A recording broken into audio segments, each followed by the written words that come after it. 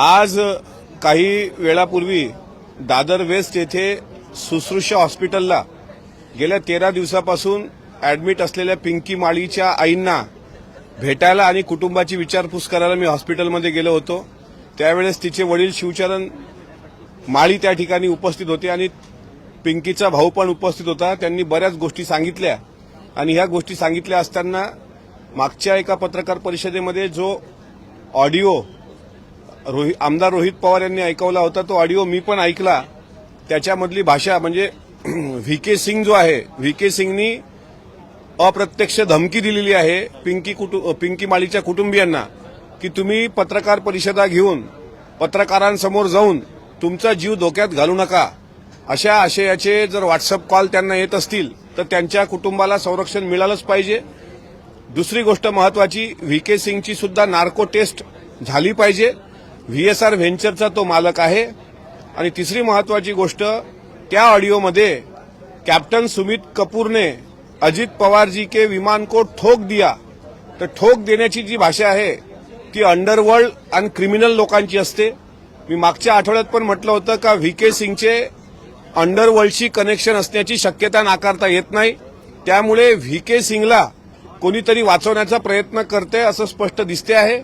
आणि व्हीके सिंगची जी मस्ती आणि मगरुरी त्या ऑडिओमधून दिसली त्यानंतर ते पिंकी माळी यांचं कुटुंबीय किती धाकात आहे हे यावरून स्पष्ट होतं। उद्या आमच्या पक्षाचे युवा नेते जयदादा पवार हे सुद्धा पिंकी माळीच्या आईला हॉस्पिटलमध्ये भेटायला जाणार आहेत।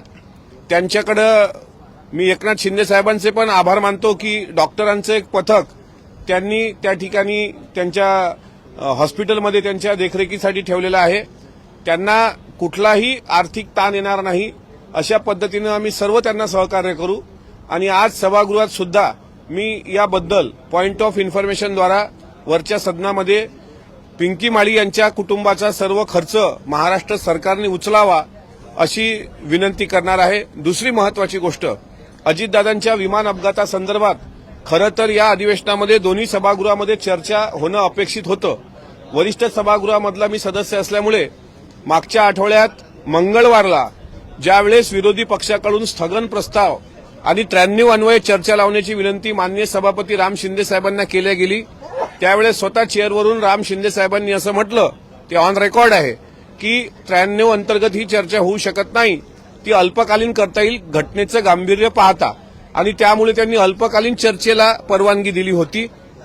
त्यानंतर आम्हाला अपेक्षा होती की बुधवारच्या कामकाजामध्ये चर्चा येणार, पण बुधवारी चर्चा आली नाही। आम्ही सचिवांशी संपर्क केला, ते म्हणाले गुरुवारी चर्चा येणार। गुरुवारच्या दिवसात पण चर्चा आली नाही। त्या दिवशी असं सांगितलं गेलं की राज्यसभेच्या निवडणुकीची धावपळ आहे त्यामुळे ते शुक्रवारी येणार। मग शुक्रवारच्या दिवसात सुद्धा चर्चा आली नाही कारण त्या दिवशी अर्थसंकल्प होता। मग असं सांगितलं गेलं की आता हा आठवडा अर्थसंकल्पाचा होता, हा आठवडा राज्यसभेच्या बिनविरोध निवडी संदर्भातला होता, त्यामुळे ही चर्चा सोमवारी येणार म्हणजे आजच्या दिवसाला। आज सुद्धा जो कामकाजाचा दिनक्रम आहे त्यामधून ही चर्चा वगळण्यात आली। गुरुवारी रात्री ही चर्चा अगोदर टाकल्या गेली होती, पण बुधवारी रात्री टाकल्या गेली होती 12ला आणि मग काही मिनिटांनंतर ती परत वगळण्यात आली। हे सचिवालयाकडून झालं असेल तर सचिव याला दोषी आहेत का हे सुद्धा महत्वाचं आहे पाहणं। आणि दुसरं असं की अजितदादांसारख्या सत्तेतल्या उपमुख्यमंत्र्यांच्या विमान दुर्घटनेची चर्चा गेला आठवडाभर जर सभागृहात येत नसेल तर मग आता न्याय मागायचा कोणाकडे? आतापर्यंत सीआयडी चौकशा, सीबीआय चौकशा ह्याच्या माध्यमातून बाहेर काय आलं तर फक्त महाराष्ट्राच्या जनतेला फक्त प्रश्नाचं उत्तरच अजून मिळत नाही। अद्यापही देवगिरी ते कलिना गेट नंबर 8 आणि कलिना गेट नंबर 8 ते व्हीएसआर व्हेंचर इथपर्यंतचा सीसीटीव्ही मिळालेला नाही। काही आमदार आम्हाला भेटले, ते म्हणतात दादाची जळलेली चप्पल आम्ही पाहिली, दादांचा जळलेला मोबाईल आम्ही पाहिले, दादांचा जळलेला हे काय म्हणतात बॅग आम्ही बघितली, पण दादांच्या सोबतचे कागद जळले नाहीत आणि दादा स्वतः जळले।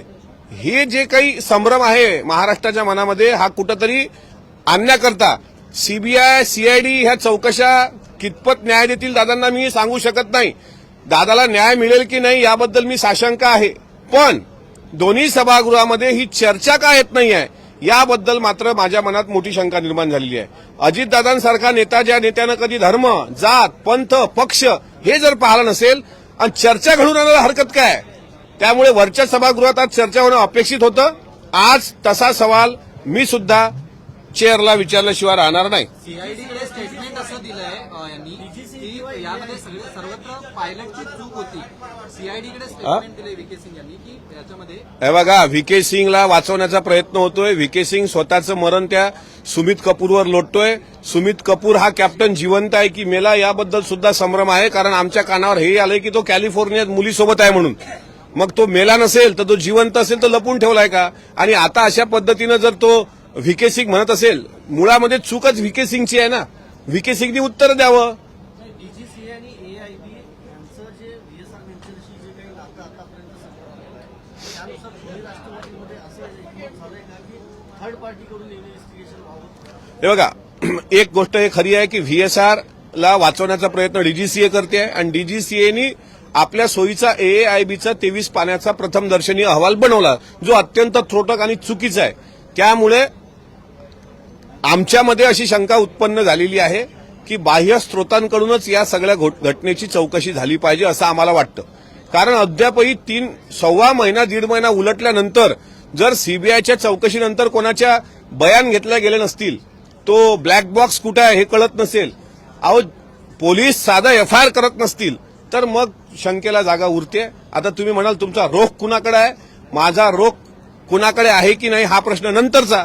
पण वरिष्ठ सभागृहामध्ये आणि कनिष्ठ सभागृहामध्ये ही चर्चा या आठवड्यात तरी होणार आहे की नाही याबाबत माननीय सभापती आणि माननीय विधानसभा अध्यक्ष यांनाच तुम्ही विचारलं पाहिजे. कारण हा मुद्दा हा महाराष्ट्राच्या एका लोकनेत्याच्या संदर्भात आहे.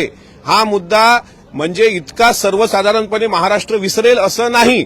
अद्यापही काही लोकांना वाटत असेल की होळीच्या धुळवडीच्या रंगामध्ये लोक विसरून गेले असतील किंवा काल भारताने वर्ल्ड कप जिंकला म्हणजे अख्खं वर्ल्ड वॉर थांबलं, अशा आशयामध्ये काल आपण सगळ्यांनी तो सेलिब्रेट केला. लोकांना वाटत असेल की या सगळ्या मुद्द्यामध्ये अजितदादांचा विषय मागं पडेल, पण अजितदादांवर जीव लावणारा कार्यकर्ता अजून जिवंत आहे. हा विषय आम्ही कुठल्याही परिस्थितीत मागे पडू देणार नाही. हा प्रश्न तुम्ही माननीय सभापती महोदय आणि माननीय विधानसभा अध्यक्ष यांना संध्याकाळी विचारायला पाहिजे की दोन्ही सभागृहामध्ये चर्चा अल्पकालीन मांडल्यानंतर सुद्धा घडून का येत नाही. माननीय सभापती साहेबांना मी विचारणार आहे.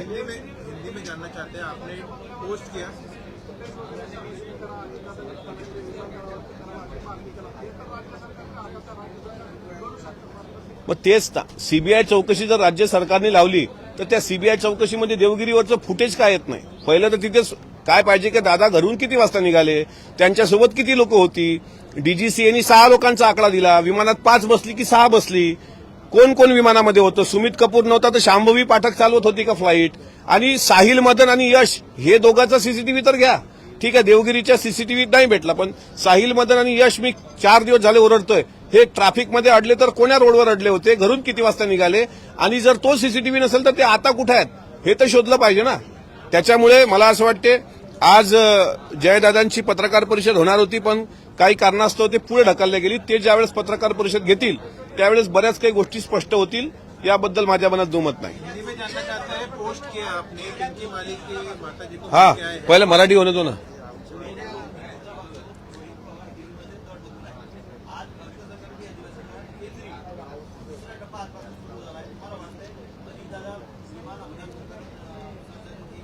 मला वाटतं कारण बरेच लोक बरेच आपचे खासदार, काँग्रेसचे खासदार, शिवसेनेचे खासदार, पवारसाहेबांच्या पक्षाचे खासदार हे सगळे लोक आग्रही आहेत. आणि मला असं वाटतं की केंद्रीय अर्थसंकल्पाच्या दुसरा फेज जो सुरू झालाय त्यामध्ये सर्वपक्षीय खासदार भाग घेतील आणि सर्वपक्षीय खासदारांनी जर तो प्रश्न दोन्ही सदनामध्ये विचारला तर मला असं वाटते त्याला एक वेगळी किंमत येईल.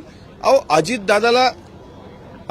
अजितदादांनी सर्वसामान्याला न्याय देण्याकरता अख्खं आयुष्य समर्पित केलं आणि त्याच अजितदादासाठी न्याय मागायला मला सांगा 40 वर्ष जी व्यक्ती या सभागृहाचे सदस्य होती, अनेक वर्ष ज्यांनी अर्थसंकल्प मांडला, अनेक वर्ष ज्यांनी उपमुख्यमंत्रीपद भूषवलं, ना त्यांच्याबद्दल साधा एफआयआर घेतला पोलिसांनी, ना सभागृहात चर्चा आली. अहो हे काय दुर्दैव आहे राज्याचं. एवढ्या मोठ्या माणसाच्या संदर्भात जर आपल्याला संवेदना नसतील तर मग तुम्ही अजितदादांकडे कोण्या चष्म्यातून पाहतोय आपण, का म्हणून. त्या माणसाला गेल्यानंतर तर न्याय द्या, कमीत कमी जिवंत असताना सर्वांनी त्रास दिला, याचना दिल्या, पण आता मरणोपरांत तरी चर्चा तर होऊ द्या ना. चर्चा करायला काय हे हरकत काय चर्चा करायला. पण मला वाईट वाटतं की आजच्या कामकाजामध्ये चर्चा होणार असं सचिवांनी सांगितल्यानंतर सुद्धा कामकाजातून जर चर्चाच वगळली असेल तर ही बाब गंभीर आहे. पिंकी माळीच्या कुटुंबाला धमकीचे फोन येत आहेत व्हीके सिंग कडून, ही बाब गंभीर आहे. आणि ठोक देण्याची भाषा जर तो भामटा करत असेल तर त्याला तो स्वतःला काय त्या मुर्शिद वेब सिरीज मधला मुर्शिद पठाण समजत असेल तर मस्ती आम्हालाही करता येते. अशा पद्धतीनं जर तो धमक्या देत असेल एखाद्या गरीब कुटुंबाला तर त्याला सुद्धा ठीक आहे, सरकार म्हणून सरकारचं काम करते, आम्ही भाबड्या आशेवर आहोत, आम्हाला अपेक्षा आहे. चला तुम्ही सीबीआय चौकशी लावली, पण त्याला टाइम पॉइंट पिरियड किती? 28 जानेवारीचा प्रसंग, आता जानेवारी संपली, 1 महिना होऊन सगळ्या गोष्टी घडल्या, आता मार्च एंडिंगवर आला तरी ब्लॅक बॉक्स सांगा ना कुठे आहे? तो विदेशात पाठवलाय, देशात आहे की बारामतीच्याच पोलीस स्टेशनला आहे? या घटना येऊ द्या ना. का कशाचा म्हणजे कशाचा भय वाटतोय आपल्याला मला कळत नाही. कशाच्या दहशती खाली आहेत? सर्वच आमदार कशाच्या दहशती खाली आहेत? कोण तुमच्यावर प्रेशर करते? दादाला न्याय देण्याकरता यायचं असेल तर किंमतही मोजावी लागली तरी किंमत मोजली पाहिजे असं मला वाटतं. पण अजितदादांसारख्या माणसावर हा अन्याय आहे जो आम्ही खपून घेणार नाही.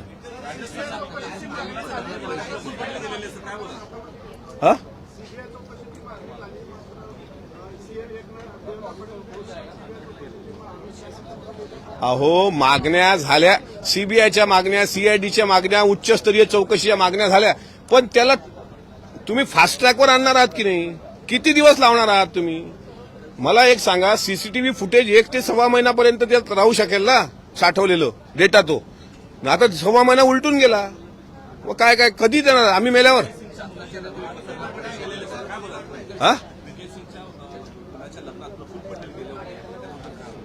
कोण लग्नात गेलं? व्हीके सिंगच्या लग्नाचा आमचा काय संबंध नाही, त्याच्यामुळे कोण लग्नात गेलं मला माहित नाही. ते रोहित पवारांना माहित असेल, आमदारांना.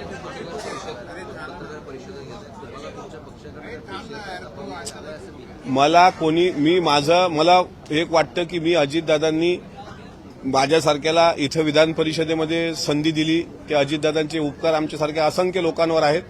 त्यामुळे ज्याला जे पटतं सत्सद्विवेक बुद्धीला म्हणून मी बोलतो. प्रेशर करण्याचं काय? आणि कोण प्रेशर करणार आहे? प्रेशर करेल कोण? मला प्रेशर करणार आणि फक्त प्रेशर करावं.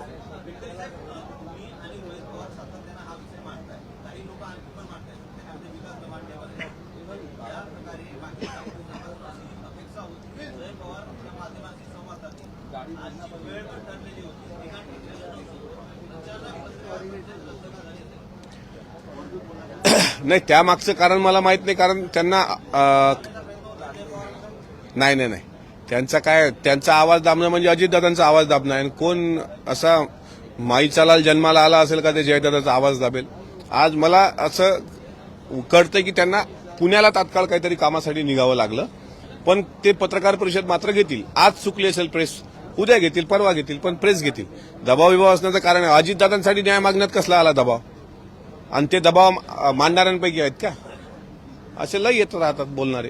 काय त्यांच्यावर प्रेशर करणारे जर कोणी असेल त्यांनी फक्त सांगावं कोण प्रेशर करतंय म्हणून. आम्ही सोबत आहोत त्यांच्या, अख्खा महाराष्ट्र त्यांच्यासोबत आहे.